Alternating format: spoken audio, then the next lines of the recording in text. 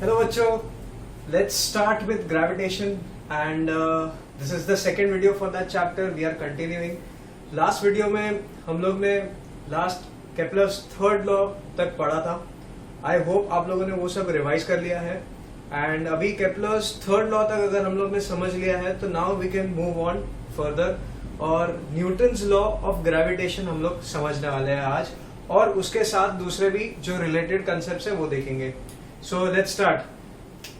आज the first thing that we're going to do is Newton's law of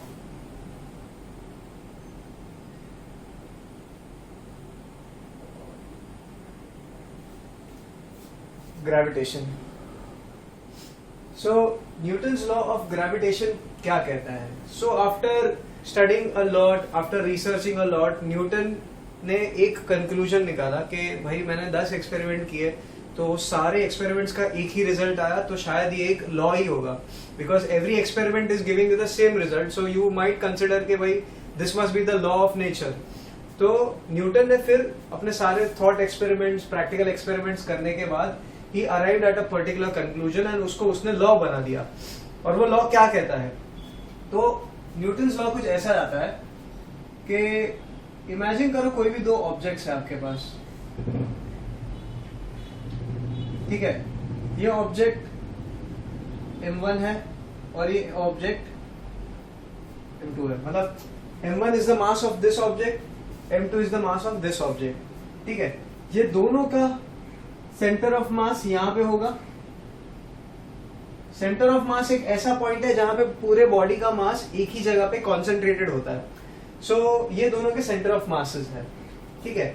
let's say ये दो objects के बीच में जो डिस्टेंस है, अभी ये जो डिस्टेंस है वो मैं दोनों के सेंटर ऑफ मास से मेजर करने वाला हूं. तो समझ लीजिए यहां से यहां पे, ठीक है.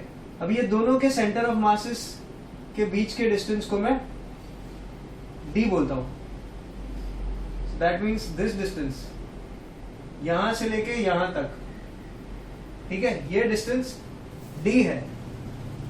तो न्यूटन का लॉ ये कहता है कि अगर कोई भी दो ऑब्जेक्ट है जिसके पास मास है, कोई भी ऑब्जेक्ट जिसके पास मास हो, ऐसे दो ऑब्जेक्ट्स हो, तो वो दोनों ऑब्जेक्ट एक दूसरे को अट्रैक्ट करेंगे.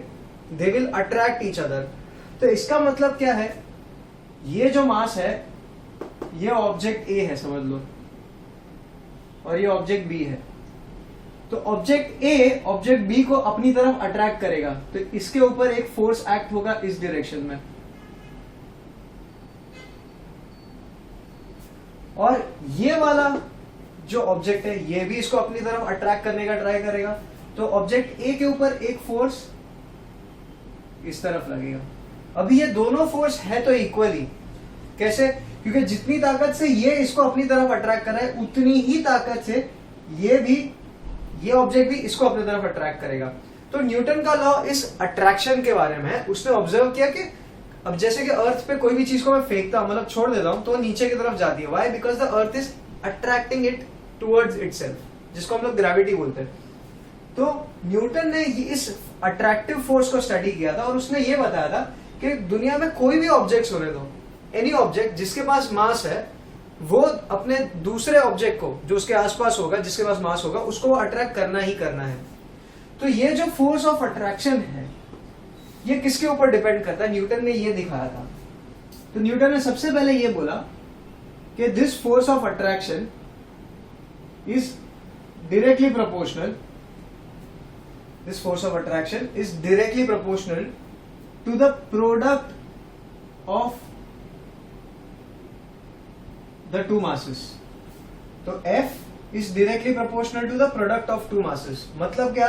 इसका मास और इसका मास को मल्टीप्लाई करो तो दोनों का जो प्रोडक्ट आएगा उससे ये डायरेक्टली प्रोपोर्शनल होगा. अब डायरेक्टली प्रोपोर्शनल होगा उसका क्या मतलब हुआ? उसका मतलब ये हुआ कि अगर ये प्रोडक्ट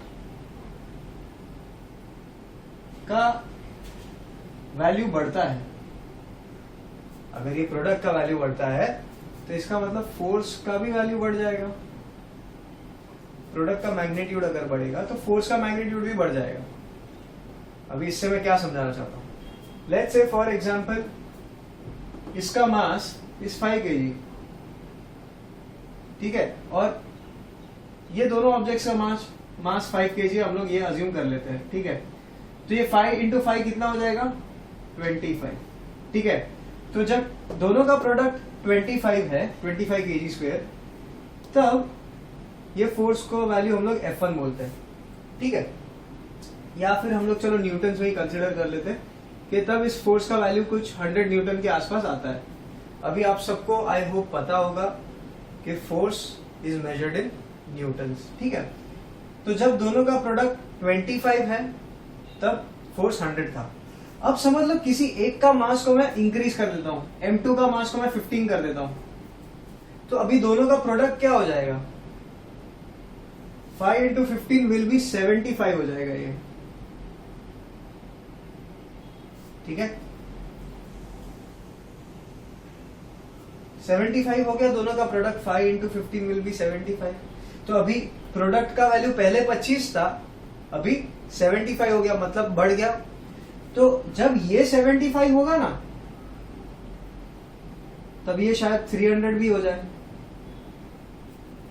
तो मेरा कहने का मतलब ये है, अगर ये इंक्रीज होगा तो ये भी इंक्रीज होगा, ये अगर डिक्रीज हो जाता है तो ये भी डिक्रीज हो जाएगा। जैसे कि पहले 25 था, तो यहाँ पे लिख देता हूं, जब 25 था तब इसका 100 न्यूटन वैल्यू था, ठीक है। जब 75 था तब 300 हुआ। अब ये दोनों का प्रोडक्ट मैं कम कर देता हूं, समझ लो इसको 15 की जगह पे भी 2 कर देता हूं,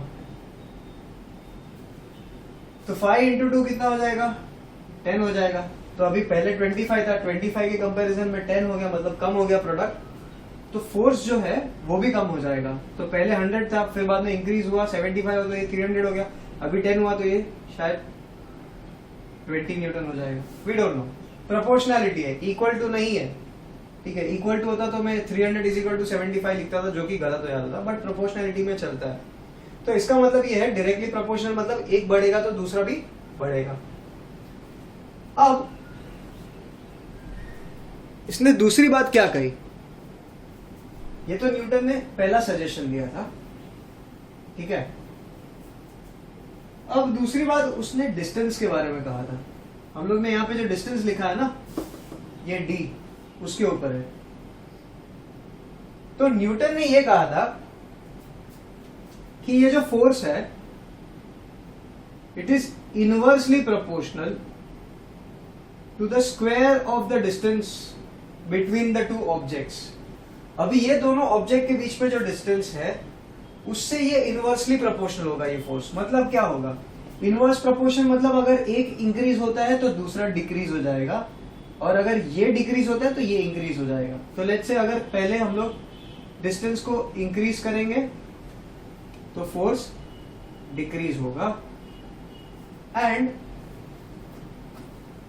अगर डिस्टेंस डिक्रीज करते हैं हम लोग तो फोर्स इंक्रीज हो जाएगा।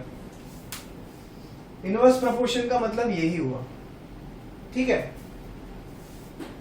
तो न्यूटन ने दो बातें कही थी, दोनों बातों में क्या बताया था उसने ये बताया कि जो दो ऑब्जेक्ट्स है उसका जो मास है वो दोनों का प्रोडक्ट अगर करता हूं तो वो इससे डायरेक्टली प्रोपोर्शनल होगा, और दोनों मास के बीच का जो डिस्टेंस है उससे ये force of attraction inversely proportional होगा। तो अगर ये दोनों को अगर मुझे कंबाइंड फॉर्म में लिखना हो तो मैं कैसे लिख सकता हूं, फोर्स डायरेक्टली प्रोपोर्शनल। ये देखो ये न्यूमरेटर में है और ये डिनोमिनेटर में, तो सेम वैसे ही लिखूंगा m1 into m2 upon d square, ठीक है। अब ये प्रोपोर्शनैलिटी साइन है, जैसे कि अभी मैंने यहाँ पे लिखा था ना 300 इज प्रोपोर्शनल टू 75, वो कुछ सेंस नहीं बनाता। वैसे ही प्रोपोर्शनैलिटी सिर्फ अपने को एक आइडिया देता है, एग्जैक्ट इक्वेशन नहीं देता। तो अभी इस प्रोपोर्शनैलिटी साइन को अगर मुझे इक्वल टू में कन्वर्ट करना है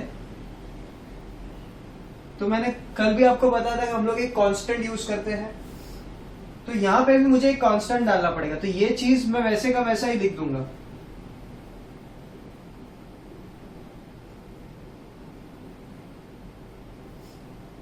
ठीक है, लेकिन यहाँ पे एक कांस्टेंट आएगा, वो कांस्टेंट को न्यूटन ने कैपिटल जी लिखा था।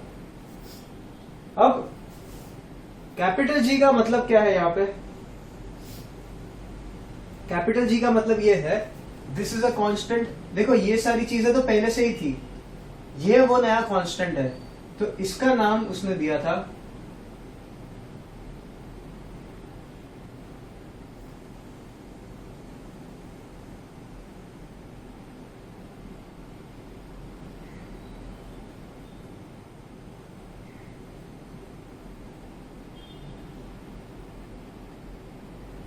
Universal constant of gravitation.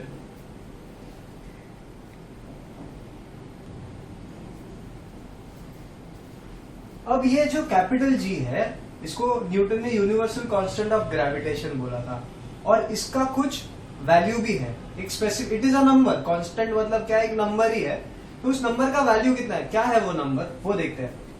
तो कैपिटल जी का वैल्यू है 6.67 into 10⁻⁻11 newton metre square upon KG square. ये उस जी का वैल्यू है, ठीक है। अभी ये newton metre square upon KG square, इसका यूनिट कैसे आया वो देख लेते हैं। ये एक नंबर है, ये कांस्टेंट है, ठीक है, इसमें कुछ सोचने वाली बात नहीं है, ये कांस्टेंट है, इसका वैल्यू समझ के लो कि यही है, ठीक है। तो जी का यूनिट ये कैसे आया, newton metre square upon KG square कैसे आया, तो वो देखते हैं हम लोग। तो देखो यहां पे F is equal to G m1 m2 upon d square है, ठीक है। अभी मुझे जी को अकेला करना है, तो मैं क्या करूंगा, जी को राइट साइड पे ही रहने दूंगा, और बाकी के ये जो है m1 m2 और डी स्क्वायर, इसको मैं लेफ्ट हैंड साइड पे शिफ्ट करूंगा। तो डी डिनोमिनेटर में है, ये ऊपर जाएगा, इक्वल टू के लेफ्ट साइड पे जाएगा तो न्यूमरेटर में चले जाएगा, इसके साथ मल्टीप्लाई हो जाएगा, तो फोर्स इंटू डी स्क्वायर हो गया, ठीक है। और m1 और m2 न्यूमरेटर में है, इक्वल टू के लेफ्ट साइड पे जाएंगे तो ये डिनोमिनेटर में आ जाएंगे, तो यहाँ पे m1 m2 आ गया, this will be equal to capital G, ठीक है। अभी हम लोग को ये यूनिट लाना है, तो यूनिट क्या होगा, फोर्स का यूनिट क्या है, फोर्स का यूनिट होता है न्यूटन। डिस्टेंस का यूनिट क्या होता है, डिस्टेंस का ऐसा यूनिट हम लोग मीटर्स में मेजर करते हैं, तो इसका यूनिट होगा मीटर। क्योंकि ये डिस्टेंस का स्क्वायर है तो मैं यहाँ पे मीटर को भी स्क्वायर दे दूंगा, ठीक है। फिर यहाँ पे मास है डिनोमिनेटर में, मास मल्टीप्लाइड बाय मास, तो मास का यूनिट क्या होता है, इट इज केजी, तो केजी मल्टीप्लाइड बाय केजी, तो क्या हो जाएगा, केजी स्क्वायर। तो ये हो गया आपका जी का यूनिट, ठीक है। ये नंबर बहुत इंपॉर्टेंट है, चैप्टर में बहुत यूज में आएगा, तो इसको ध्यान में रखिए, ठीक है। This number is very important, उसके यूनिट के साथ याद रखना है। काफी बार 1 मार्क का क्वेश्चन पूछ सकते हैं, फिल इन द ब्लैंक्स में ये नंबर दे देंगे, ये यूनिट पूछ लेंगे, या तो ये यूनिट दे देंगे, ये नंबर पूछ लेंगे, कुछ भी हो सकता है, ठीक है। अब यूनिवर्सल कांस्टेंट का मतलब क्या है, इसका वैल्यू कहीं पे भी जाओ, पूरे यूनिवर्स में कहीं पे भी जाओ, कैपिटल जी का वैल्यू कांस्टेंट ही होगा, ये चेंज नहीं होगा। चाहे आप अर्थ पे जाओ, मून पे जाओ, मार्स पे जाओ, यूरेनस पे जाओ, जुपिटर पे जाओ, कहां पे भी जाओ, दिस विल रिमेन कांस्टेंट, ठीक है। इतना समझ में आ गया? तो ये अगर नोट करना है किसी को तो कर लो, नहीं तो ये टेक्स्ट बुक में ऑलरेडी दिया हुआ है, if you want you can note it down, ठीक है। पॉज करके इसको नोट कर लो, फिर हम लोग आगे बढ़ते हैं, ठीक है।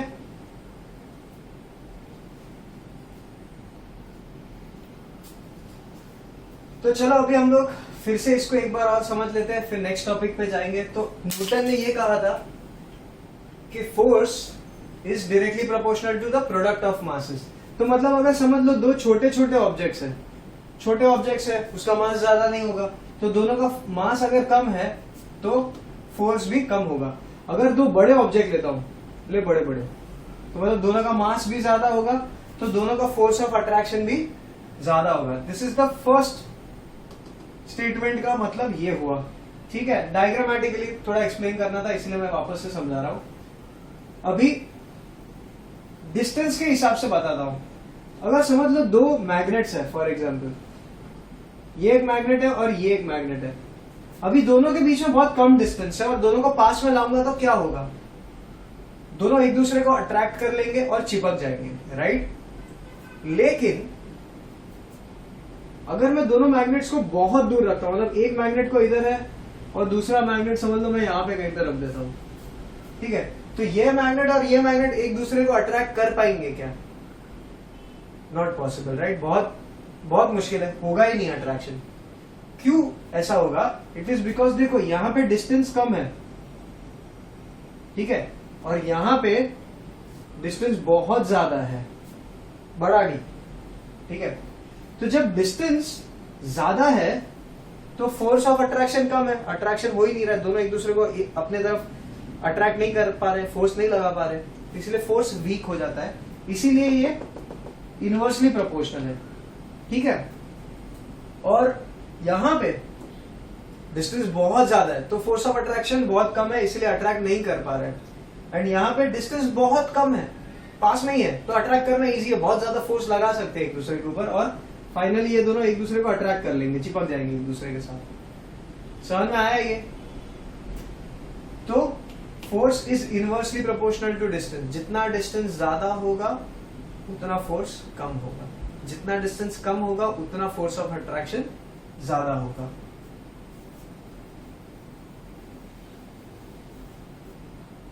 अब मुझे एक बात पूछनी थी। न्यूटन ने यह बात कही कि दुनिया में कोई भी ऑब्जेक्ट हो जिसके पास मास हो, ठीक है, तो वो किसी और ऑब्जेक्ट को जिसके पास मास है उसको अपने तरफ अट्रैक्ट कर सकता है। यस। तो वैसे देखा जाए तो मेरे पास भी मास है, राइट, ये पेन के पास भी मास है, ये ब्लैक बोर्ड या व्हाइट बोर्ड के पास भी मास है, ठीक है। यहाँ पे आजू बाजू जो भी सारे ऑब्जेक्ट्स है, मेरा फोन है जिसपे रिकॉर्ड कर रहा हूं, तो ये सारे ऑब्जेक्ट्स के पास मास है।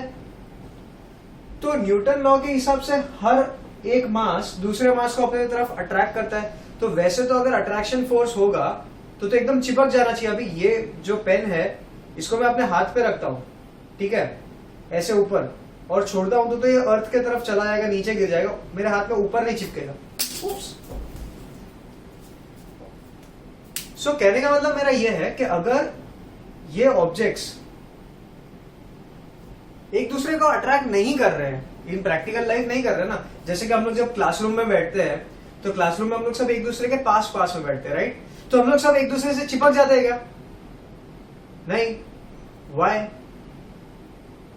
हम लोग के पास भी मास है, आपके पड़ोसी के पास भी मास है, ये साइड बैठा उसके पास भी मास है, इनफैक्ट जो बेंच है उसके पास भी मास है, तो आप एक बार बेंच पे बैठ जाते हो तो चिपक नहीं जाते हो, you can get up, you can sit down, दोनों अपनी मर्जी के हिसाब से होता है। तो वैसे तो दुनिया में हर एक चीज एक दूसरे से चिपक जानी चाहिए न्यूटन लॉ के हिसाब से, क्योंकि हर एक ऑब्जेक्ट जिसके पास मास है वो दूसरे ऑब्जेक्ट जिसके पास मास है उसको अट्रैक्ट कर लेगा। लेकिन ऐसा रियल लाइफ में तो हो नहीं रहा है। इसका मतलब न्यूटन लॉ गलत था क्या? सोचो। नहीं, न्यूटन का लॉ गलत नहीं था, न्यूटन का लॉ सही था, लेकिन हम लोग क्यों चिपक नहीं रहे वो जरा एक बार देख लेते हैं। समझ लो कि यहां पे एक बंदा है, यहां पे एक दूसरा बंदा है, ठीक है, दोनों के बीच का डिस्टेंस 1 मीटर है। 1 metre is a very big distance, ठीक है। अब ऑब्जेक्ट ए का मास 50 केजी है और ऑब्जेक्ट बी का भी मास 50 केजी है, ठीक है।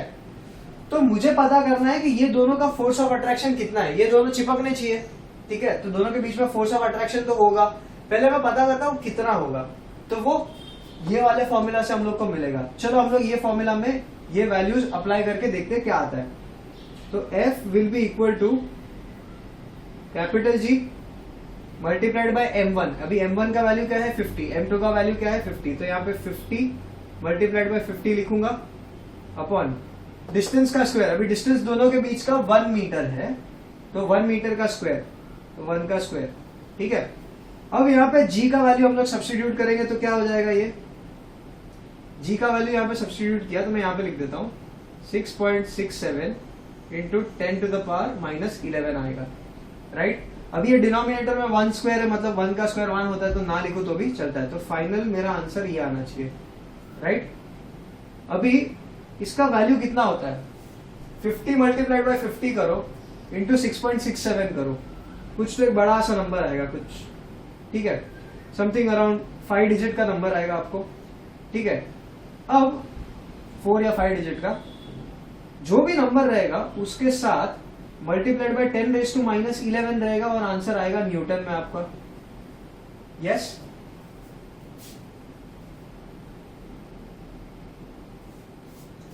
जो भी आंसर आएगा वो 10⁻11 या ऐसे का ऐसा ही रहेगा, तो उसको मैं चेंज नहीं कर रहा हूं।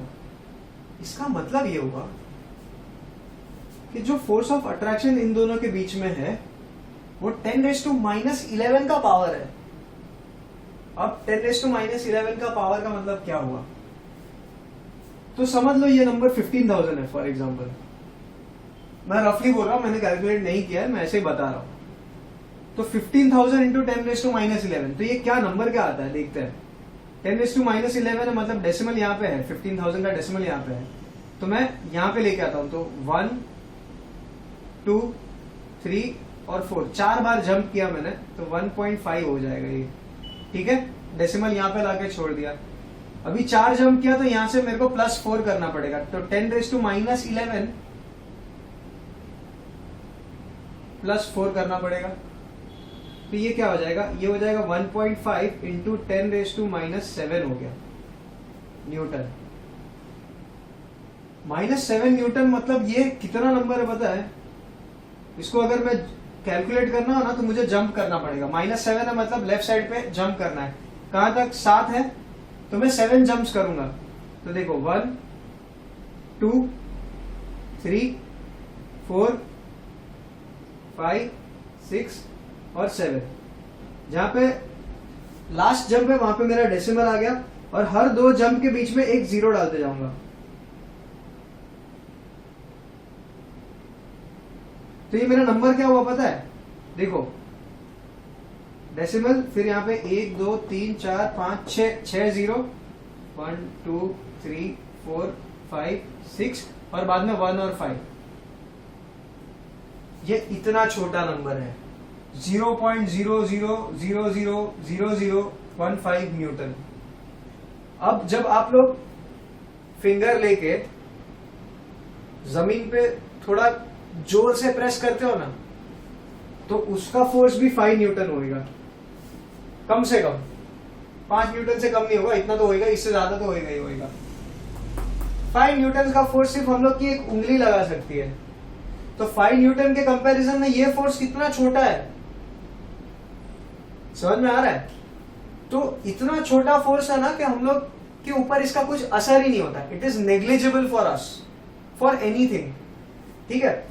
इसी वजह से हम लोग को ये फोर्स ऑफ अट्रैक्शन फील नहीं होता, इसी वजह से दुनिया की सारी ऑब्जेक्ट्स एक दूसरे से चिपक नहीं जाती। समझ में आया सबको ये बात, ये बहुत इंपॉर्टेंट है, ये बात समझ लो। ये फोर्स ऑफ अट्रैक्शन इतना वीक है कि ये इंसानों पर क्या, इनफैक्ट कोई भी ऑब्जेक्ट्स के ऊपर इसका ज्यादा असर नहीं होता है, ठीक है। इसका असर तब होगा जब आप एक प्लैनेट को कंसिडर कर रहे हो। एक प्लैनेट दूसरे प्लैनेट को जब कंसिडर करेगा, या एक प्लैनेट किसी ऑब्जेक्ट के ऊपर कंसिडर करेगा, तो वो दोनों के बीच का रिलेशन जब आप कंपेयर करोगे तब समझ में आएगा ये फोर्स ऑफ अट्रैक्शन क्या है, क्या नहीं, कितना पावरफुल है, नहीं है, क्या है। But till then if you are considering 2 small objects place nearby, तो ये बिल्कुल भी नहीं होएगा उसके ऊपर फोर्स ऑफ अट्रैक्शन, क्योंकि ये बहुत छोटा फोर्स है। समझ में। अब ये इतना छोटा नंबर क्यों है, ये इसकी वजह से 10⁻11। 10⁻11 किस नंबर के साथ है, ये एक्चुअली ये जी के वजह से ये नंबर आता है। तो अपना यूनिवर्सल कांस्टेंट ऑफ ग्रेविटेशन जो है जी, जिसका ये वैल्यू है, जी का वैल्यू ही इतना छोटा है कि ये फोर्स को पूरा छोटा बना देता है। अगर जी का फोर्स 10⁻11 नहीं होता था जी का वैल्यू, तो ये फोर्स स्ट्रांग होता था काफी, एंड अगर ये फोर्स स्ट्रांग होता था तो हमारे आसपास की सारी चीजें एक दूसरे से चिपक जाती थी। इनफैक्ट हम भी उन चीजों के साथ चिपक जाते थे और कोई कहीं पर मूव नहीं कर पाता था। तो it is because this value is very less ये फोर्स का वैल्यू भी ओवरऑल डाउन कर देता है। समझ में आया ये बात सबको? तो ये मेरे को एक्सप्लेन करना था कि जी का वैल्यू बहुत छोटा होने की वजह से हम लोग एक दूसरे के साथ चिपक नहीं जाते हैं, इवन दो हम सबके पास मास है, हम सब एक दूसरे को अट्रैक्ट करने चाहिए, करते भी है, लेकिन वो फोर्स ऑफ अट्रैक्शन जिससे हम लोग अट्रैक्ट करते हैं एक दूसरे को बहुत छोटा है, इसीलिए हम लोग एक दूसरे के साथ चिपक नहीं जाते। तो अभी ये न्यूटन्स लॉ ऑफ ग्रेविटेशन हो गया।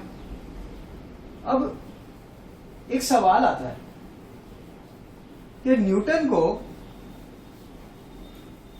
ऐसे भी तो बोल सकता था कि force is inversely proportional to distance, ऐसा बोल सकते थे, लेकिन उन्होंने force is inversely proportional to distance का स्क्वायर बोला। अभी इनवर्सली प्रोपोर्शनल डिस्टेंस बोलते थे तो भी समझ में आता था कि जितना ज्यादा डिस्टेंस होगा उतना फोर्स कम हो जाएगा, जितना डिस्टेंस कम होगा उतना फोर्स ज्यादा हो जाएगा, ठीक है। लेकिन उन्होंने ऐसा नहीं बोला, उन्होंने बोला कि डिस्टेंस स्क्वायर है। अब ये ऐसा क्यों है तो वो देखते हैं। तो न्यूटन ने, जैसे कि मैंने आप लोग को पहले न्यूटन्स लॉ समझाने से पहले केपलर्स लॉ सिखाया था, उसका रीजन यही था कि न्यूटन ने भी केपलर्स लॉ बहुत स्टडी किए थे और वो केपलर्स लॉ स्टडी करने के ऊपर उनको ये जो डी स्क्वायर का आइडिया वहां से आया था। तो वो क्या था? तो सर आइजैक न्यूटन ने थोड़ा प्लैनेटरी मोशन को स्टडी किया, ठीक है। तो यहां पे समझ लो अर्थ है बीच में एंड मून है यहां पे, ठीक है। या फॉर एग्जांपल यहाँ पे अर्थ और मून नहीं लेते हम लोग, सन और एक प्लैनेट अर्थ ले लेते। तो ये अपना अर्थ है और ये सन है, ठीक है। तो सन के आसपास अर्थ एक सर्कुलर ऑर्बिट में अगर घूमता है, अज्यूम कर लो कि सर्कुलर ऑर्बिट है। अभी न्यूटन ने जब केपलर्स के 3 लॉ पढ़े थे तो उनको सबसे पहले पता था कि ये एलिप्टिकल ऑर्बिट है, बट उन्होंने अपने कन्वीनियंस के लिए, अपने फायदे के लिए ये अज्यूम किया कि चलो अगर वो सर्कुलर पाथ है तो सन अर्थ को अपने तरफ अट्रैक्ट करता है, यस, और इसी वजह से अर्थ अपनी टेंजेंशियल वेलोसिटी की वजह से वो अर्थ का वेलोसिटी ऐसे ही होगा, टेंजेंशियल होगा। ये भी हम लोग ने कल वाले या प्रीवियस एपिसोड में हम लोग ने देखा था कि अलग अलग पोजीशन पे उसका वेलोसिटी हमेशा टेंजेंशियल होता है। लेकिन अर्थ को सन अपने तरफ भी अट्रैक्ट करता है, जो कि सेंट्रीपिटल फोर्स है, ठीक है। तो ये जो सेंट्रीपिटल फोर्स है, इस फोर्स का उन्होंने एक वैल्यू लिखा था।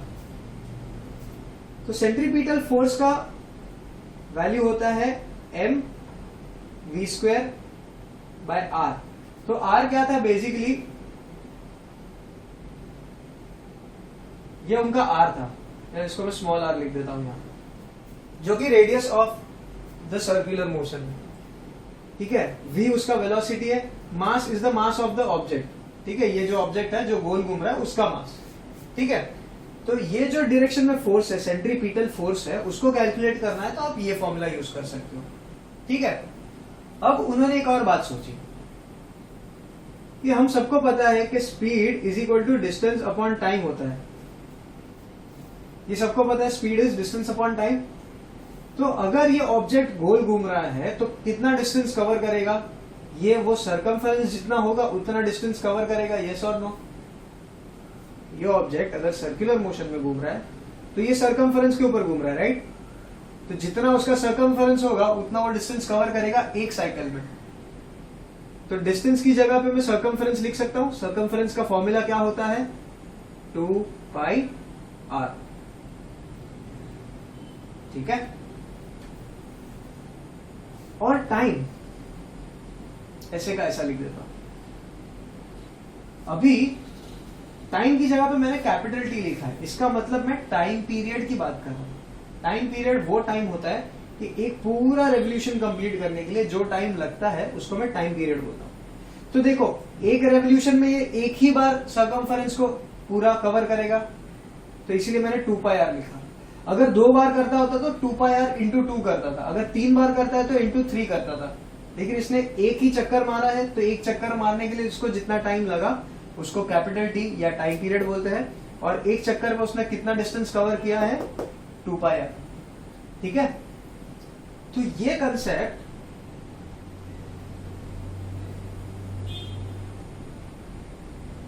इसका वैल्यू इन्होंने यहां पे सब्स्टिट्यूट किया, तो v का वैल्यू अगर 2πr/t में यहां पे सब्स्टिट्यूट करता हूं तो क्या होगा, तो ये m और r ऐसे का ऐसा, ठीक है। और वेलोसिटी की जगह पे मैं क्या लिखूंगा, 2πr/t, और ये वेलोसिटी का स्क्वायर है तो यहां पे भी मुझे स्क्वायर करना पड़ेगा, यस। तो अभी क्या हो जाएगा, this force will be equal to m/r, ये 2 का स्क्वायर 4 हो जाएगा, पाई का स्क्वायर पाई स्क्वायर हो जाएगा, r का स्क्वायर r स्क्वायर हो जाएगा, और ये t को भी स्क्वायर मिलेगा तो ये t स्क्वायर हो जाएगा। इतना समझ में आया ये, ठीक है। अब देखो एक r से एक r स्क्वायर कैंसिल हो जाएगा, ठीक है। तो मेरे पास क्या बचेगा, m/4 pi square r/t square, ठीक है। अब मैं ऊपर और नीचे मल्टीप्लाई एंड डिवाइड करता हूं बाय r स्क्वायर, तो यहां पे न्यूमरेटर में भी r स्क्वायर से मल्टीप्लाई करता हूं, डिनोमिनेटर में भी r स्क्वायर से मल्टीप्लाई करता हूं, तो मतलब एज गुड एज ये एक दूसरे से कैंसिल हो जाएगा। तो मतलब मैंने कुछ किया ही नहीं है, मैंने सिर्फ इक्वेशन में अपने फायदे के लिए ये दोनों टर्म्स को इंट्रोड्यूस किया है। अभी ये दोनों टर्म्स को मैं क्यों इंट्रोड्यूस कर रहा हूं वो आपको दिखाता हूं, ठीक है। इसको मैं यहां पे लिख दूंगा,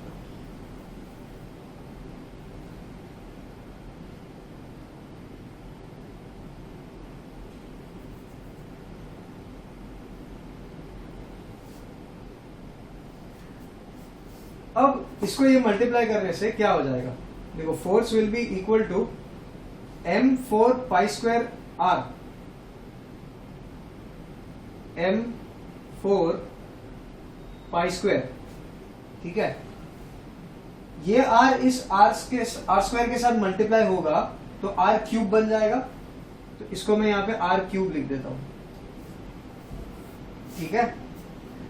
T square into r square, तो मैं टी स्क्वायर को इसके नीचे लिखता हूँ, आर स्क्वायर को यहाँ पे लिख देता हूँ, है तो दोनों डिनोमिनेटर में ही और मल्टीप्लीकेशन है, तो मतलब कैसे भी लिखो आगे या पीछे कोई फर्क नहीं पड़ता है। तो यहाँ पे मैं आर स्क्वायर को यहाँ पे लिख देता हूँ एक, ठीक है, और टी स्क्वायर को इसके नीचे लिख देता हूँ, ठीक है। अब मुझे एक बात बताओ, ये जो मास है, जो ऑब्जेक्ट जो सर्कुलर मोशन में परफॉर्म कर रहा है, तो उसका मास चेंज होगा क्या, नहीं, उसका मास जो है वो ही रहेगा। तो ये तो एक कांस्टेंट हो गया, 4 का वैल्यू कांस्टेंट है भाई, 4 ही होता है, 5 नहीं होता कभी, तो इट इज अ कांस्टेंट। पाई वापस एक नंबर है तो उसका स्क्वायर भी एक कांस्टेंट ही होगा, ठीक है। जो ये रेडियस है, अगर यही पाथ में अगर सर्कुलर मोशन परफॉर्म कर रहा है तो इसका रेडियस भी फिक्स हो गया, तो मतलब आर स्क्वायर भी एक कांस्टेंट है। तो इसका मतलब ये पूरा टर्म जो है, ये पूरा टर्म एक कांस्टेंट है, तो इसकी जगह पे मैं कांस्टेंट लिख देता हूं फॉर एग्जांपल, ठीक है। Constant multiplied by r cube upon t square is force. समझ में आया ये? अब इसका मतलब क्या हुआ, इसका मतलब ये हुआ कि अगर पूरा टर्म अगर एक कांस्टेंट है तो इससे क्या फायदा होगा,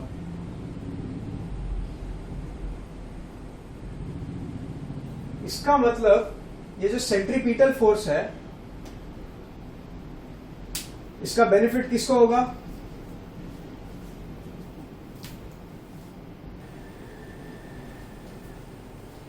हाँ, तो इसका बेनिफिट क्या होगा, इसका बेनिफिट ये है, अगर समझ लो इसमें ये इक्वेशन में हम लोग इस आर स्क्वायर को कंसिडर नहीं करते,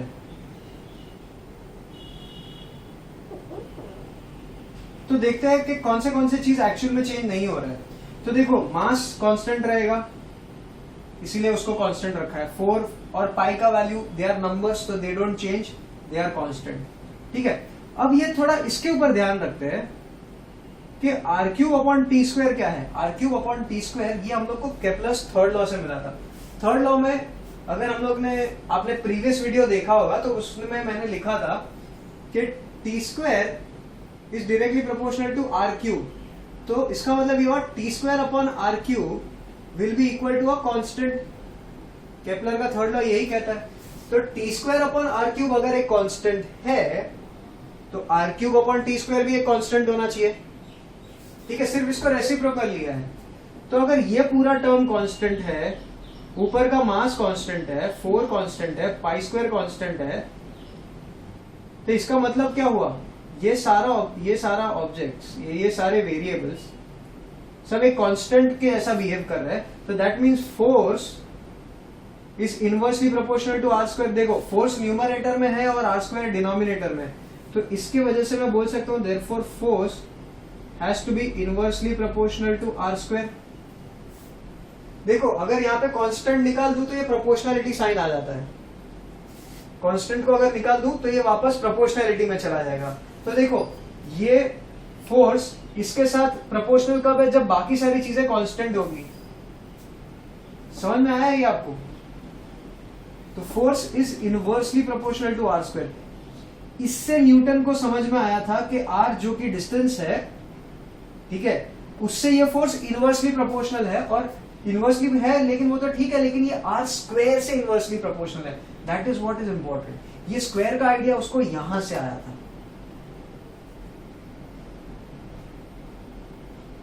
समझ में आया? ये थोड़ा ये हैवी टॉपिक है लेकिन टेक्स्ट बुक में दिया है और हम लोग इसको वापस से अगर चाहिए तो आप वापस से इसको एक बार देख लो, आराम से स्टेप बाय स्टेप फॉलो करते जाओ क्या क्या किया है, तो ये समझ में आ जाएगा। ठीक है, एक दो बार पढ़ लो हो जाएगा। नहीं समझ में आया तो you can always ask me. तो चलो इसके बाद हम लोग नेक्स्ट टॉपिक पे जाते हैं। इसको मैं पहले इरेज कर देता हूं।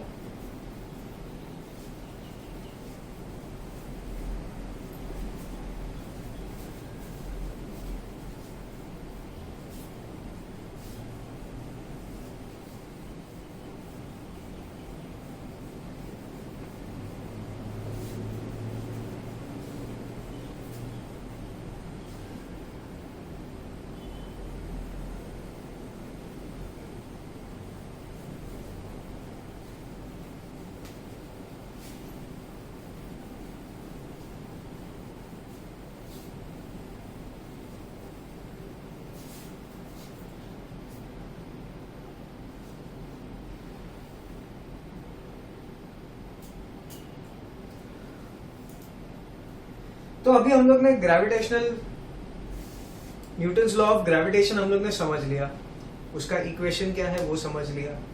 उस इक्वेशन में इनवर्सली प्रोपोर्शनल टू डिस्टेंस का स्क्वायर, ये कंसेप्ट न्यूटन को कहाँ से मिला, वो केपलर्स लॉ से मिला, वो भी हम लोग ने समझ लिया। इसीलिए मैंने स्टार्ट ऑफ द लेक्चर में ही आपको बोला था कि आपको प्रीवियस लेक्चर अच्छे से देख के उसको समझ के रखना होगा, तब ये न्यूटन्स लॉ का पार्ट समझ में आएगा। तो नाउ हम लोग ने न्यूटन लॉ ऑफ ग्रेविटेशन समझ लिया है, तो इसके एप्लीकेशंस कहाँ पे है? सबसे पहले हम लोग अर्थ की स्टडी करते हैं। देखो ये अर्थ है, ठीक है, this is the centre of the अर्थ। अब यहां पे कोई एक ऑब्जेक्ट है अर्थ के सरफेस पे, कोई एक बंदा है फॉर एग्जाम्पल, तो there will exist a force of attraction. अभी देखो ये पर्सन जो है उसका मास लेट से 50 kg है, ठीक है, तो ये ऑब्जेक्ट, ये बंदे के पास मास है। Now the earth also has a mass, तो अर्थ का मास है कैपिटल एम, इसको मैं स्मॉल एम डिनोट करता हूं क्योंकि ये छोटा है, अर्थ इज वेरी बिग, इसके लिए उसका कैपिटल एम यूज किया है। अर्थ का मास का वैल्यू इज 6 into 10⁻24 kg। अर्थ का मास इतना है, बहुत बड़ा है, ठीक है। तो इसके पास मास है, हाँ है, अर्थ के पास मास है, हाँ है, तो दोनों एक दूसरे को अट्रैक्ट करेंगे, हाँ अट्रैक्ट करेंगे। How? By Newton's law of gravitation दोनों के बीच में एक फोर्स ऑफ अट्रैक्शन होना चाहिए। ठीक, फाइन। अब दोनों के बीच में डिस्टेंस कितना है, तो याद रखो न्यूटन्स लॉ ऑफ ग्रेविटेशन में आपको डिस्टेंस दोनों ऑब्जेक्ट के सेंटर ऑफ मास से कैलकुलेट करना है। तो अर्थ का सेंटर ऑफ मास यहाँ पे है, ये बंदे का सेंटर ऑफ मास यहाँ पे होगा, तो यहां से लेके यहां तक ये जो डिस्टेंस है that would be the radius of the earth, centre से लेके सर्कमफेरेंस। अभी आप बोलोगे सर अर्थ ऐसा है, ये बंदा इसके ऊपर खड़ा है, इसका सेंटर ऑफ मास तो यहाँ पे कहीं पे होगा और अर्थ का सेंटर यहाँ पे है, तो यहां से लेके ये लाइन यहां तक होनी चाहिए। लेकिन आप क्या बोल रहे हो, आप तो सिर्फ यहीं तक कंसिडर कर रहे हो। दैट इज बिकॉज कि ऊपर का ये distance from the surface of the अर्थ से लेके उस बंदे के बेली तक, उसका सेंटर ऑफ मास समझ लो उसके बेली में है, तो that would be 2 feet 3 feet maximum. 6 foot का बंदा है तो आधा डिस्टेंस, तो ये 3 फीट डिस्टेंस होगा। ठीक है, ये डिस्टेंस समझ लो। लेकिन सेंटर से लेके सरफेस तक का डिस्टेंस ये है 6400 किलोमीटर्स। अब ये डिस्टेंस इतना बड़ा है कि उसके ऊपर 3 फीट को आप निग्लेक्ट भी करो तो भी कोई प्रॉब्लम नहीं है। तो it is as good as 6400 kilometre. ये 3 फीट को हम लोग निग्लेक्ट कर देंगे। ठीक है, तो दोनों के बीच का डिस्टेंस क्या हो गया, दोनों के बीच का डिस्टेंस इज 6400 किलोमीटर्स। अभी उसको अगर मुझे मीटर्स में लिखना है तो R विल बी 6400 किलोमीटर्स। अभी ये किलोमीटर्स को मीटर में कन्वर्ट करना है तो कैसे करते हैं, देखो सिंपल है, ये नंबर को एज इट इज लिख दो 6400, ये मीटर को भी एज इट इज लिख दो। अब किलो का वैल्यू सबको पता है कितना होता है 1000, तो यहाँ पे मल्टीप्लीकेशन में है किलो सबके साथ, तो यहाँ पे इंटू 1000 कर दूंगा, तो ये कितना हो जाएगा 64000000। तो इसको अगर मैं डेसिमल फॉर्मेट में लिखना है तो देखो कैसे लिखूंगा, डेसिमल यहाँ पे है, किधर भी नहीं है, मतलब लास्ट में है। ठीक है, तो अभी मैं इसको यहां तक लेके आऊंगा तो कितना डिजिट जंप करना पड़ेगा, ये देखो 1 2 3 4 5 6 7। सही है ये? नहीं, यहाँ पे जो 1 है ना उसको हम लोग कभी कंसिडर नहीं करते। तो इसको फिर से एक्सप्लेन करता हूँ। 1000 के साथ मल्टीप्लाई करोगे तो क्या होगा, ये 1 तो नहीं रहेगा ना, ये चला जाएगा, तो ये 64000000 हो जाएगा। अब हम लोग जंपिंग देखते हैं। तो डेसिमल यहाँ पे है तो जंप करेंगे 1 2 3 4 5 और ये 6। तो मेरा डेसिमल कहाँ पे आ गया, 6 और 4 के बीच में आ गया। 6 डेसिमल मैंने लेफ्ट साइड पे जंप किया है, तो मतलब 10 का पावर मुझे +6 लेना पड़ेगा। See, when you jump on the left hand side, तो 10 का पावर ऐड करना है, जितना जंप है उतना ऐड करो। तो यहाँ पे ऐड किया मैंने 10⁻⁶, यहाँ पे कुछ नहीं है, तो इसका मतलब यहाँ पे एज गुड एज 10⁻1 है, 0 है, सॉरी 10⁻0 का मतलब क्या होता है 1। ठीक है, तो हम लोग ने लेफ्ट साइड पे जंप किया तो यहाँ पे मुझे +6 करना है, तो 0 + 6 कितना होता है 6, तो इसीलिए 10⁻6 यहाँ पे आ गया। ठीक है, एंड ये मीटर ऐसे का ऐसा। तो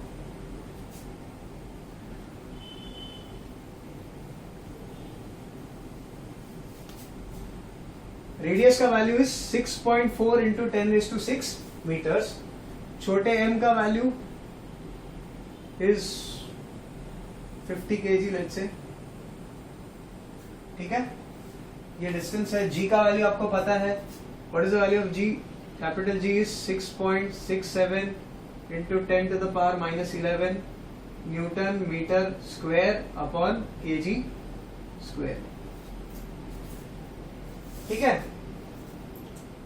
तो अब अगर ये सारी वैल्यूज को मैं कैलकुलेट करता हूं फोर्स पता करने के लिए, तो अभी ये अर्थ है, अर्थ के ऊपर वो बंदा था, ठीक है, ये सेंटर था, ये उसका रेडियस था, डिस्टेंस था दोनों के बीच का। तो अभी अर्थ और ये दोनों ऑब्जेक्ट्स एक दूसरे को अट्रैक्ट करेंगे, यस। तो ये फोर्स ऑफ अट्रैक्शन कितना होगा ये मुझे पता करना है, तो मैं कैलकुलेट करूंगा। तो F will be equal to capital G capital M multiplied by small m upon दोनों के बीच का डिस्टेंस का स्क्वायर, तो R स्क्वायर हो जाएगा। ठीक है, इसको मैं कैलकुलेट करता हूं। देखो जी का value is 6.67 into 10⁻⁻11। Capital M का वैल्यू क्या है? 6 इंटू 10⁻24 है। स्मॉल एम का वैल्यू कितना है? 50 है। ठीक है, अपॉन रेडियस का वैल्यू क्या है? 6.4 इंटू 10⁻6, लेकिन रेडियस का स्क्वायर है तो हम लोग उसका भी स्क्वायर ले लेंगे। तो 6.4 इंटू 10⁻6 का स्क्वायर अगर जब मैं करता हूं तो मुझे क्या मिलेगा? ये पूरा कैलकुलेशन सॉल्व करने के ऊपर अप्रोक्सीमेटली दिस शुड बी 498 आना चाहिए आपको। अप्रोक्सीमेटली 498 और 497 फोर्स। ये है वो फोर्स ऑफ अट्रैक्शन। अब इसको जब आप कैलकुलेट करोगे तो ये फाइनल आंसर आएगा आपका। तो that means this is a very big number. 498 मतलब अप्रोक्सीमेटली 500 न्यूटन जितना हुआ ये। तो 500 न्यूटन का force is a very large force. इस लार्ज फोर्स का डायरेक्शन क्या होगा? Towards the centre. तो इस तरफ इसका फोर्स अट्रैक्ट करेगा। ये ऑब्जेक्ट के ऊपर अर्थ का फोर्स ऐसा होगा। अब आप बोलोगे सर ये तो सेंट्रीपिटल फोर्स जैसा हो गया, ये तो बंदा गोल घूम रहा है क्या अर्थ के ऊपर ऐसे गोल गोल? नहीं, ये सेंट्रीपिटल फोर्स नहीं है, ये फोर्स ऑफ अट्रैक्शन है। क्यों? क्योंकि अगर आप एक जगह पे रुकते हो तो you are stationary with respect to the earth. अगर अर्थ रिवॉल्व हो रहा है तो आप भी रिवॉल्व हो रहे हो। ठीक है, तो आपका और अर्थ के बीच में कुछ रिलेटिव मोशन तो हुआ ही नहीं, इसीलिए ये स्टेशनरी है। ठीक है, अभी इसका force of attraction towards the centre of earth होगा। क्यों?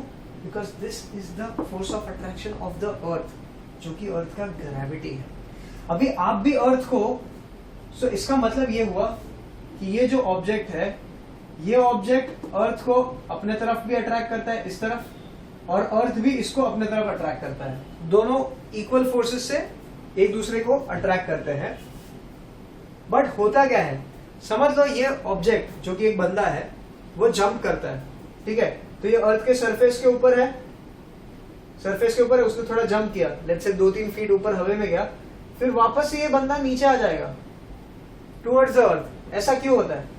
That is because of this force. अभी क्वेश्चन एक टेक्स्ट बुक में ये भी दिया है कि उन लोग ने एप्पल का एग्जांपल दिया, मैंने एक इंसान का एग्जांपल दिया। तो उन्होंने ये कहा है कि force of attraction between earth and a Apple falling from a tree.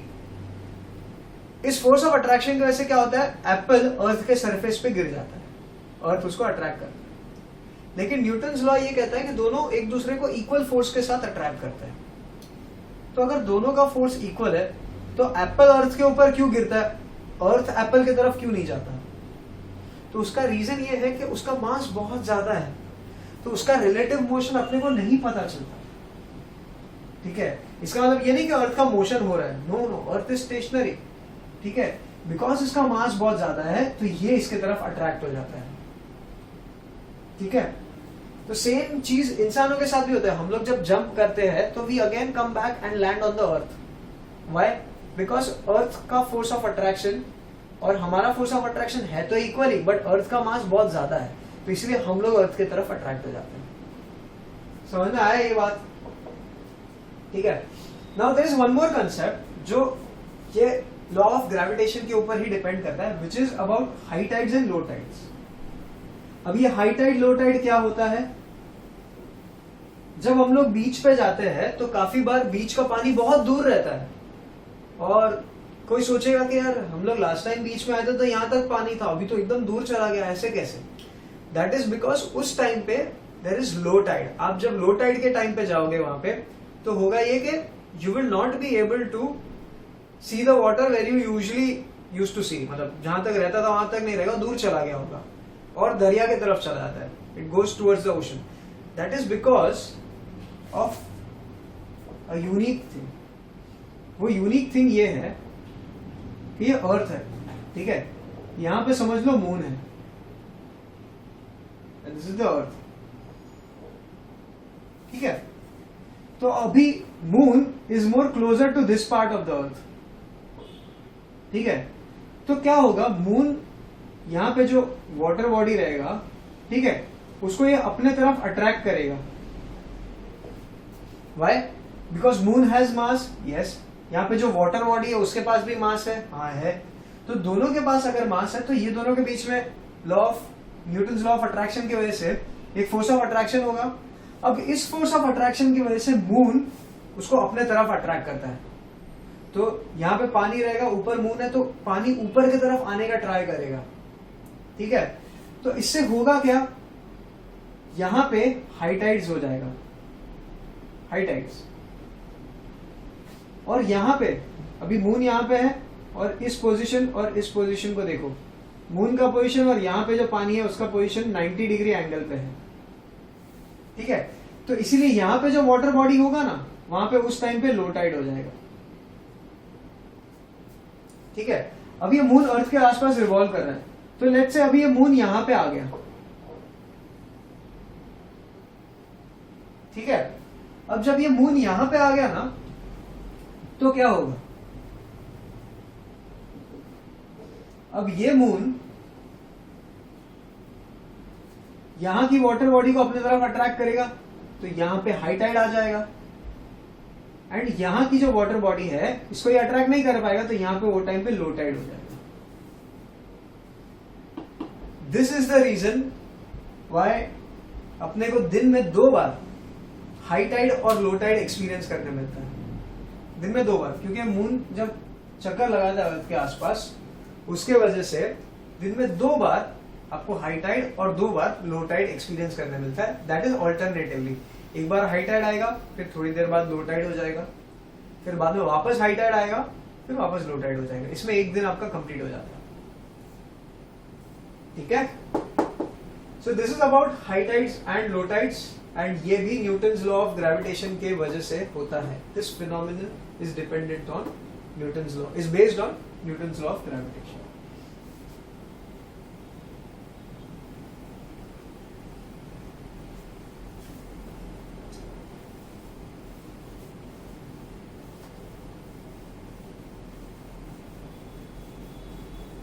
तो ये तो हम लोग ने देखा कि अर्थ का ग्रेविटेशनल फोर्स का इफेक्ट क्या है, और हम लोग अर्थ के ऊपर सब चिपक के क्यों चलते हैं। दैट इज बिकॉज अर्थ का फोर्स ऑफ अट्रैक्शन हम सबके ऊपर बहुत ज्यादा है, ठीक है। लेकिन इस फोर्स ऑफ अट्रैक्शन की वजह से क्या होता है, अभी एक नॉर्मल सी बात सोचो कि अगर एक ऑब्जेक्ट स्टेशनरी है, ठीक है, एक सरफेस के ऊपर, एंड यहां पे किसी ने उसको पुश किया इस तरफ, तो ये पहले स्टेशनरी था, तो इसका इनिशियल वेलोसिटी u 0 था, ठीक है। अब जब उसको पुश किया तो ये ऑब्जेक्ट स्लाइड होके यहां पे पहुंच गया और इस तरफ अभी भी जा रहा है, इसका फाइनल वेलोसिटी v है, समझ लो। तो फाइनल वेलोसिटी v है, यहां से लेके यहां तक जाने के लिए समझ लो इसको टाइम t लग गया, ठीक है। और फोर्स का डायरेक्शन इस तरफ है। अब इसका मतलब यह हुआ, पहले इसका वेलोसिटी 0 था, फिर बाद में v हो गया, मतलब कुछ नहीं था इसका वेलोसिटी, और उसने एक्सेलरेट किया, अपना वेलोसिटी इंक्रीज किया। एक्सेलरेटर हम लोग स्कूटर पे चलाते तो एक्सेलरेट करते तो क्या होता है, अपना स्पीड बढ़ता है, राइट। तो इसका स्पीड इंक्रीज हुआ, तो that means it is accelerating. अगर स्पीड डिक्रीज होता है तो दैट मीन्स इट इज डिसेलरेटिंग। तो इसको फोर्स लगाने पे इस ऑब्जेक्ट ने एक्सेलरेट किया। तो अगर फोर्स इस डायरेक्शन में लगाया है तो एक्सेलरेट भी यही डायरेक्शन में हुआ है, यस। तो इसका मतलब यह हुआ कि जो डायरेक्शन में आपका फोर्स होता है, सेम डायरेक्शन में आपका एक्सेलरेशन भी होता है। लॉजिकल है। अगर मैं ऑब्जेक्ट को लेफ्ट साइड पे धक्का देता हूं, स्टेशनरी ऑब्जेक्ट को, तो वो लेफ्ट साइड में मूव करना स्टार्ट होगा, मतलब उसका वेलोसिटी 0 से कुछ लिमिट तक पहुंचा होगा, तो मतलब इंक्रीज हुआ, 0 से कुछ एक वैल्यू मिला, that means it is accelerated. तो लेफ्ट साइड पे मैंने पुश किया तो लेफ्ट साइड पे ही एक्सेलरेट हुआ। जिस डायरेक्शन में आप एक्सेलरेट करोगे उसी डायरेक्शन में आप आगे बढ़ते जाओगे। तो मुझे ये पता चल गया कि जिस डायरेक्शन में फोर्स है उसी डायरेक्शन में एक्सेलरेशन भी होता है। तो अभी अर्थ जो है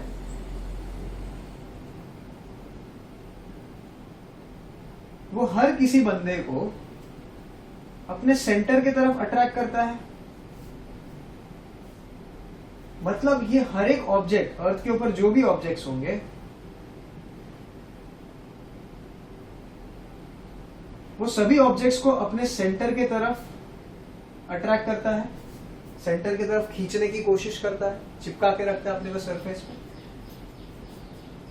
तो मतलब मैं बोल सकता हूं कि हर एक ऑब्जेक्ट के ऊपर इस डायरेक्शन में फोर्स लगा रहा है, अपने तरफ अपने तरफ अपने तरफ, सेंटर की तरफ, यू नो। तो मतलब हर एक ऑब्जेक्ट के ऊपर फोर्स सेंटर की तरफ लग रहा है।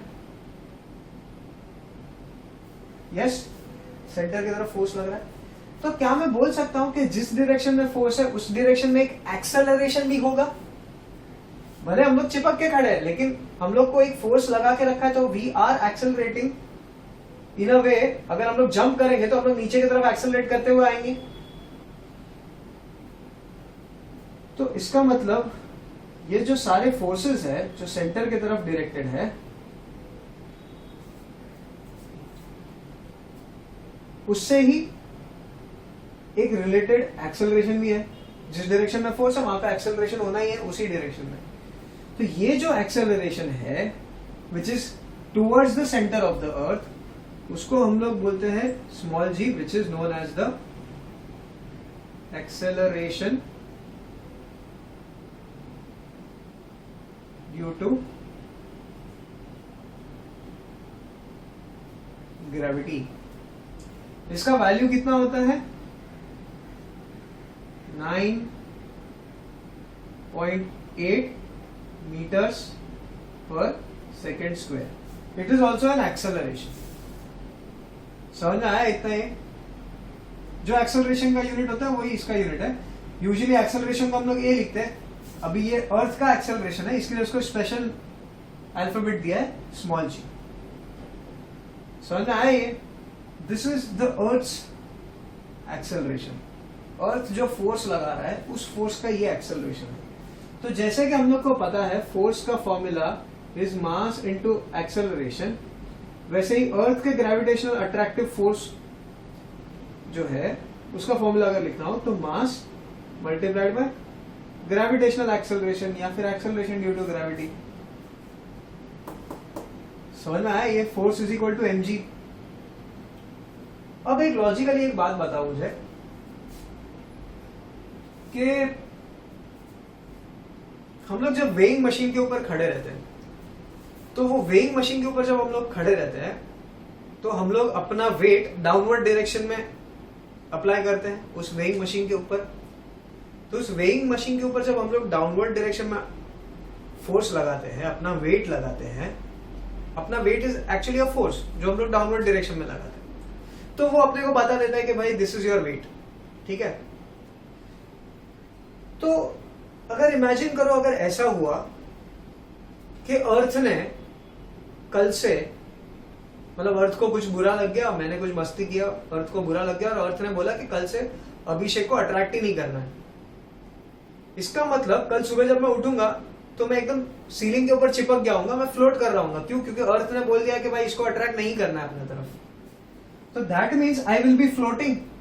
तो अभी वो फ्लोटिंग हालत में अगर कोई मेरे को वेइंग मशीन के ऊपर रखेगा तो क्या मैं अपना वेट डाउनवर्ड डायरेक्शन में एक्सर्ट कर पाऊंगा? Not possible.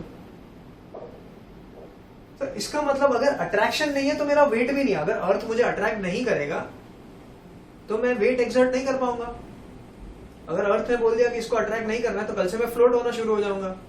If I am floating, floating का मतलब क्या है? मेरा वेट ही नहीं है, जीरो है, तभी तो मैं फ्लोट कर रहा हूं ना। तो इसका मतलब ये हुआ अगर फोर्स ऑफ अट्रैक्शन है तो मैं वेट एक्सर्ट कर पाऊंगा, अगर फोर्स ऑफ अट्रैक्शन नहीं है तो मैं वेट एक्सर्ट नहीं कर पाऊंगा। सो दैट मीन्स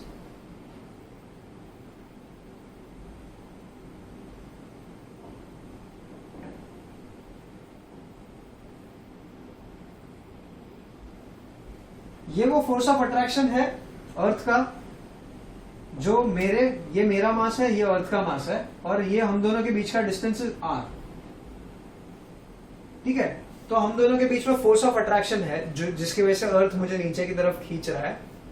वो इतना है, ये F के जितना है, जिसका वैल्यू ये है। अब जो मेरा वेट है दैट इज मेरा मास मल्टीप्लाइड बाय एक्सेलरेशन, जो फोर्स से मैं नीचे पुश कर रहा हूं उसी फोर्स का जो एक्सेलरेशन है वो। अब वो फोर्स ऑफ एक्सेलरेशन तो ग्रेविटी है, क्योंकि हम लोग ने अभी अभी देखा कि सभी ऑब्जेक्ट्स का वेट सेंटर की तरफ एक्सर्ट होता है, अर्थ के सेंटर की तरफ। तो ये जो सेंटर की तरफ वाला फोर्स है उसी डायरेक्शन में एक एक्सेलरेशन भी है। हम लोग ने देखा जिस डायरेक्शन में फोर्स है उसी डायरेक्शन में एक एक्सेलरेशन भी होता है। तो ये वाले एक्सेलरेशन को हम लोग जी बोलते हैं। तो मतलब मेरा weight has to be m into g, मेरा mass multiplied by acceleration due to gravity. लेकिन मैंने अभी अभी यही समझ लिया है कि अगर मैं अर्थ मुझे अट्रैक्ट नहीं करता तो मैं वेट एक्सर्ट नहीं कर पाता हूं। तो इसका मतलब because of force of attraction of the earth, because अर्थ मुझे अट्रैक्ट कर रहा है इसीलिए मेरा वेट है। तो क्या मैं बोल सकता हूं ये दोनों फोर्सेस सेम होंगे? मेरा weight is nothing but the earth का अट्रैक्शन, मेरे और अर्थ के बीच का अट्रैक्शन। तो अगर मैं ये दो इक्वेशन को इक्वेट करता हूं, F is equal to F कर देता हूं, तो एक साइड पे क्या होगा, m इंटू जी हो जाएगा, will be equal to capital G capital M small m upon r square हो जाएगा। यस, अब एक मास और ये मास मेरा कैंसिल हो गया, करेक्ट। तो लेफ्ट साइड पे क्या बचा, लेफ्ट साइड पे बचा G which is equal to capital G capital M upon r square.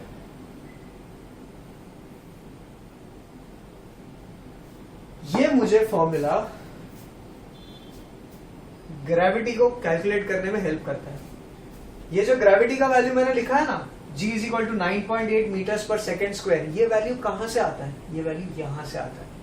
देखो आपको मास ऑफ अर्थ पता है 6 इंटू 10⁻24 है, कैपिटल G का वैल्यू पता है 6.67 इंटू 10⁻11 है, रेडियस ऑफ अर्थ का वैल्यू भी पता है 6.4 इंटू 10⁻6 है। अब ये सारे वैल्यूज को मैं अगर सब्स्टिट्यूट करता हूं और इसको सॉल्व करता हूं तो मुझे G का वैल्यू है ना अप्रोक्सीमेटली 9.77 मीटर्स पर सेकेंड स्क्वायर मिलता है, जिसको हम लोग राउंड ऑफ करके 9.8 लिख देते हैं। तो ये जो वैल्यू है वो यहां से आता है। अब इस इक्वेशन में हम लोग एक चीज ध्यान से देखेंगे कि G small g is equal to capital G capital M upon r square है। अभी ये G तो एक कांस्टेंट है, ठीक है। अगर ये कांस्टेंट को मैं निकाल देता हूं तो वापस प्रोपोर्शनैलिटी साइन आ जाएगा, और अगर प्रोपोर्शनैलिटी साइन को हटाना है तो मुझे कांस्टेंट डालना पड़ता है, तो इक्वल टू डाल सकते हैं, राइट। तो हम लोग हमेशा प्रोपोर्शनैलिटी पहले लिखते हैं फिर बाद में इक्वल टू डालने के लिए कांस्टेंट लिखते हैं। यहाँ पे मैं उल्टा कर रहा हूं, तो यहाँ पे ऐसा हो जाएगा G will be proportional to M upon r square. और अगर मुझे इसको इक्वल टू करना है तो मुझे ये कांस्टेंट डालना पड़ेगा। समझ में आया? अभी ये पहले हम लोग ये लिखते थे फिर ये लिखते हैं, अभी पहले मैंने ये लिखा फिर ये लिखा। अब ये मैं क्यों लिख रहा हूं इसको थोड़ा समझ लेते हैं।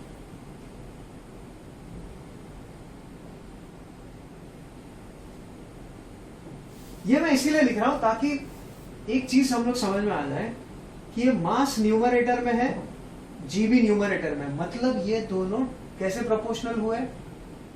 ये हो गए डायरेक्टली प्रोपोर्शनल। न्यूमरेटर में है मतलब डायरेक्टली प्रोपोर्शनल ही होगा। अभी देखो ये न्यूमरेटर में है और ये डिनोमिनेटर में है, इसका मतलब क्या हुआ? ये और ये इनवर्सली प्रोपोर्शनल हुए हैं। इसका मतलब ये हुआ अगर R का वैल्यू इंक्रीज होगा तो G का वैल्यू डिक्रीज होगा, ये बढ़ेगा तो ये कम हो जाएगा। अगर R का वैल्यू डिक्रीज होता है, अगर इसका वैल्यू कम हो जाएगा तो G नेचुरली बढ़ जाएगा। ओके, मास के साथ कंपैरिजन क्या है? G और मास, अगर मास इंक्रीज होगा तो G भी इंक्रीज होगा, अगर मास डिक्रीज होगा तो G भी डिक्रीज होगा, क्योंकि डायरेक्टली प्रोपोर्शनल है, जो इसका होगा वो इसका होगा। अब ये सब मैंने क्यों लिखा है? देखो कैपिटल M क्या है? It is mass of the planet. Capital R क्या है? ये रेडियस ऑफ द प्लैनेट है, ठीक है। तो इसका मतलब ये हुआ कि अगर अर्थ के अलावा, अगर मैं अर्थ के ऊपर ग्रेविटेशनल एक्सेलरेशन का वैल्यू क्या है, कहां पे लिखा था, अच्छा हाँ ये 9.8 मीटर्स पर सेकेंड स्क्वायर। तो ये अर्थ के ऊपर ग्रेविटी का वैल्यू यही होगा, ठीक है। लेकिन अगर मैं मून पे चला जाता हूं तो क्या होगा, अब मून का मास अर्थ के मास जितना नहीं है, मून का मास अर्थ के मास से कम है, तो ये फॉर्मूला में अगर मास का वैल्यू कम हो जाएगा तो ग्रेविटी का वैल्यू नेचुरली कम हो जाएगा। यस, अभी मून का रेडियस अर्थ से भी छोटा है, तो रेडियस कम है तो मतलब ग्रेविटी उसके वजह से बढ़ जाएगा। तो अभी ये दोनों का कंबाइंड इफेक्ट ऐसा आता है कि मून के ऊपर जो ग्रेविटी है ना, gravity of moon it is smaller than the gravity of earth. अब मून का ऊपर ग्रेविटी कम है, इसी वजह से आप जब मून पे जाओगे ना आपको बहुत हल्का हल्का लगेगा, यू विल बी बाउंसिंग। जैसे कि हम लोग ने देखा था यूएस के एस्ट्रोनॉट नील आर्मस्ट्रांग जब मून के ऊपर लैंड किया था उन्होंने, तो उनका जो फर्स्ट स्टेप था ना, वो फर्स्ट स्टेप नहीं था, वो एक्चुअल में एक जंप था। क्यों? क्योंकि उन्होंने जो फोर्स अर्थ पे लगाते थे उतने ही फोर्स से वहां पे आगे वॉक करने के लिए गए, तो वो एक्चुअली वो एक स्टेप नहीं बल्कि एक जंप हो गया बड़ा सा। क्यों? उनको बहुत हल्का फील हो रहा था, ग्रेविटी वॉज लेस।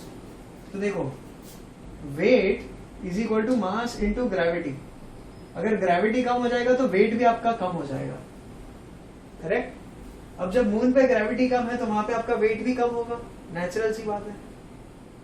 और जब कोई ऐसे प्लैनेट में चले गए जो जिसका मास बहुत ज्यादा है अर्थ के कंपैरिजन में, अभी मास ज्यादा है तो ग्रेविटी भी ज्यादा हो जाएगा, तो उस पे अगर आप जाओगे तो ग्रेविटी आपका इंक्रीज हो जाएगा वहां पे उस प्लैनेट का, तो वहां पे आपका वेट भी इंक्रीज हो जाएगा। कैसे? सिंपल एग्जांपल है, देखो अगर मेरा वेट 50 है, ठीक है, 50 न्यूटन, अभी weight is measured in newton, ये ध्यान से याद रखना है। तो ये नंबर समझ लो 100 है, ठीक है। तो 100 is equal to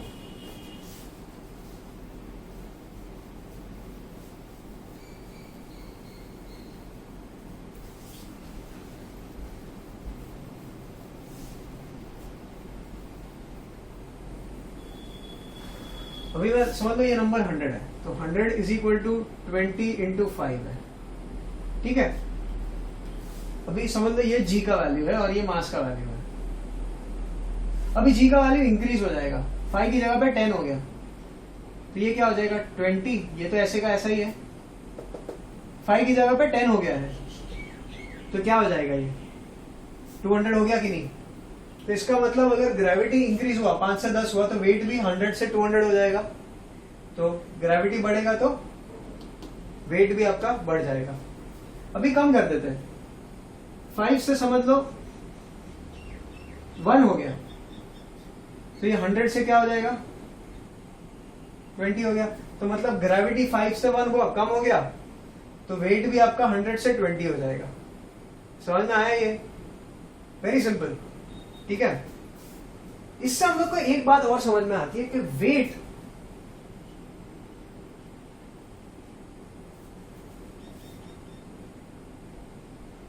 changes with gravity. इसका मतलब ग्रेविटी अगर उस जगह का चेंज हो गया तो आपका वेट चेंज होगा, लेकिन मास is always a constant. मास आपका कभी चेंज नहीं होगा।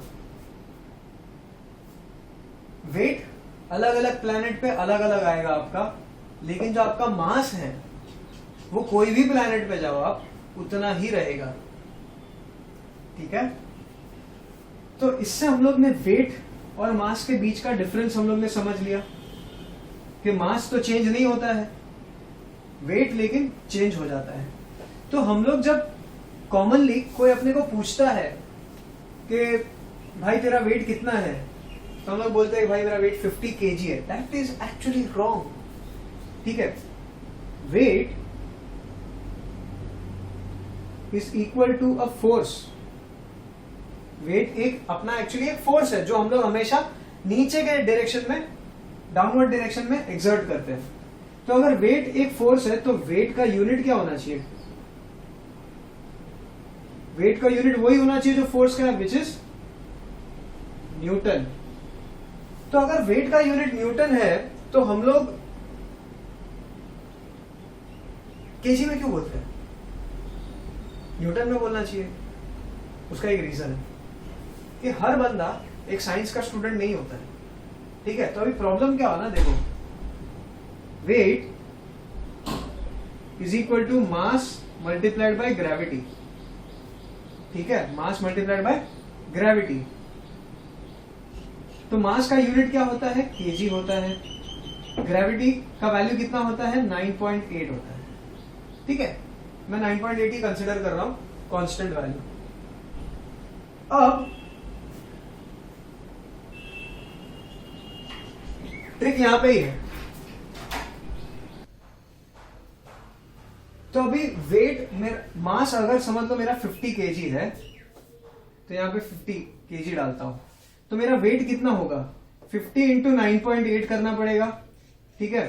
तो उसका एक समझ लो नंबर आता है, 50 नहीं, समझ लो 100 ही लेते हैं हम लोग, या 10 ले लेते हैं फॉर एग्जांपल। तो ये 98 न्यूटन हो गया।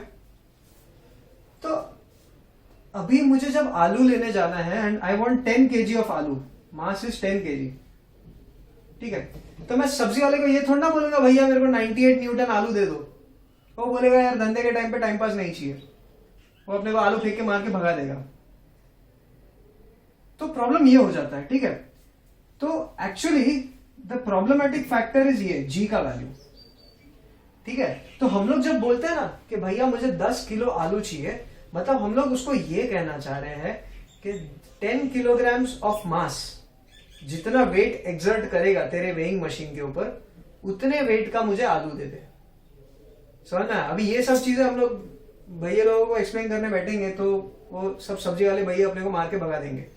तो we don't want all that. इसीलिए कॉमनली हम लोग जब बोलते हैं ना वेट, कि माई वेट इज 50 केजी, तो what I actually mean to say is कि माई वेट इज 50 केजी, मतलब एक 50 केजी का ऑब्जेक्ट जितना डाउनवर्ड फोर्स एक्सर्ट करेगा उतने फोर्स का इक्विवेलेंट मेरा वेट है, क्योंकि weight is a force, right. तो मेरा वेट ऐसा है। तो इसके वजह से हम लोग है ना वेट को एक्चुअली ऐसा यूनिट उसका न्यूटन है, लेकिन हम लोग केजी केजी बोलते हैं। तो एक्चुअली वो केजी भी नहीं बोलना चाहिए, it is called kilogram force.